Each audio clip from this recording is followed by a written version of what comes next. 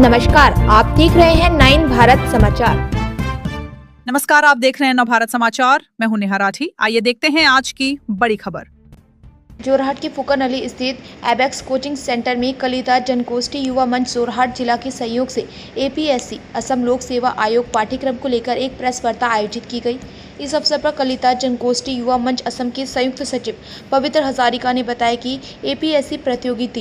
परीक्षा की तैयारी के लिए राज्य के 50 विद्यार्थियों को रियायती शुल्क पर संपूर्ण प्रशिक्षण प्रदान किया जाएगा। उन्होंने आशा व्यक्त की है कि यह पहल आर्थिक रूप से कमजोर लेकिन मेधावी विद्यार्थियों को प्रतियोगी परीक्षाओं की तैयारी में महत्वपूर्ण सफलता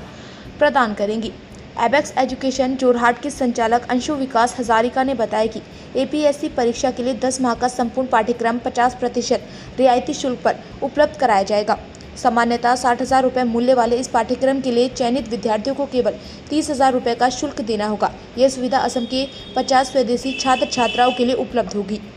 उन्होंने बताया कि प्रशिक्षण कार्यक्रम ऑनलाइन और ऑफलाइन दोनों माध्यमों से संचालित किया जाएगा। इच्छुक विद्यार्थी 15 जून तक 8011713130 अथवा 7002822406 नंबर पर संपर्क कर सकते हैं या फुकनअली स्थित एबेक्स कोचिंग सेंटर में जाकर अपना पंजीकरण करा सकते हैं।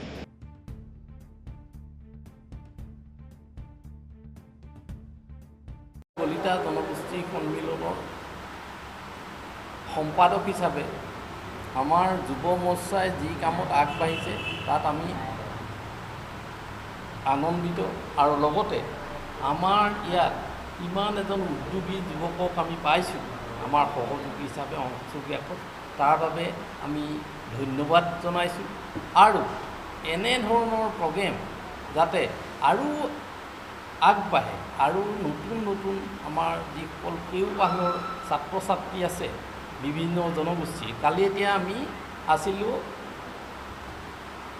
চৰাইবাহীত আছিলোঁ চাৰিঙীয়াত আছিলোঁ চাৰিঙীয়া এখন মিটিঙত তেতিয়া আমি ফোনত গম পালোঁ যে এই প্ৰগ্ৰেমটো লৈছে আমি অতি আনন্দিত তেতিয়া আমি তাতে আলোচনা কৰিছিলোঁ আপোনালোকৰ সাংবাদিক সন্থাৰ সম্পাদকে ৰমেন শইকীয়াও আছিলে আমি সকলোৱে কথাটো আলোচনা কৰিছিলোঁ কৰি আমি অতি আনন্দিত হৈছিলোঁ যে এনেকুৱা এটা প্ৰগ্ৰেম এওঁলোকে লৈছে যিটো প্ৰগ্ৰেম নেকি আমাৰ উঠি অহা প্ৰজন্ম বিভিন্ন জাতি জনজাতিৰ প্ৰজন্ম ইয়াত ভাগ ল'ব পাৰিব আৰু আগবাঢ়ি যাব পাৰিব আৰু সকলোতকৈ ডাঙৰ কথা কি এই 1.5 বছৰ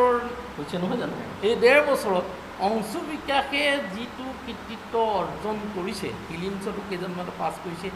SSCত পাছ কৰিছে ADRE পাছ কৰিছে অসম পুলিচৰ আৰু এই এগ্ৰিকালচাৰ ADREটো নাই ন আৰু লগতে ৰেলৱেটো পাছ কৰিছে এই সকলোবিলাকতে আমি এই সকলোবিলাক যি কৃতিত্ব এইবিলাক দেখি আমি অতি আনন্দিত হৈছোঁ আৰু আমি তেওঁক জনাইছোঁ যে আমি যেহেতু গোটেই যোৰহাট জিলাত এতিয়া আমি বেলেগ বেলেগ ঠাইত আমি ছাত্ৰ ছাত্ৰীসকলক সেইদিনা অভিনন্দন জনাইছোঁ চৰাইবাহীত 27জন ল'ৰা ছোৱালী ঢেৰ মানুহ তাত যদি আমি এই কথাটো আগতে জানিলোহেঁতেন আমি বহুত মানুহ ইয়ালৈ আনিব পাৰিলোঁ ঠিক তেনেকৈ কালি কথাটো যদি অকণমান আগতে জানিলোহেঁতেন আমি আনিব পাৰিলোঁ এতিয়া আমি অংশু বিকাশক সম্পূৰ্ণৰূপে প্ৰতিশ্ৰুতি দিছোঁ বিশেষকৈ আমাৰ যুৱ প্ৰজন্মৰ যিকেইজন আছে উদ্যোগী যুৱক আমাৰ পবিত্ৰকে আদি কৰি ময়ূৰ বৰা এইকেইজন আছে এইকেইজন এই সকলেও সহযোগ আগবঢ়াইছে আমি সম্পূৰ্ণ সহযোগ আগবঢ়াম আৰু এই কোচিং চেণ্টাৰত এটা গ্ৰুপে যে কৰিব লাগিব সেইটো নহয় বহুত হ'ব কাৰণ কেলৈ 30,000 কোনেও নাপায়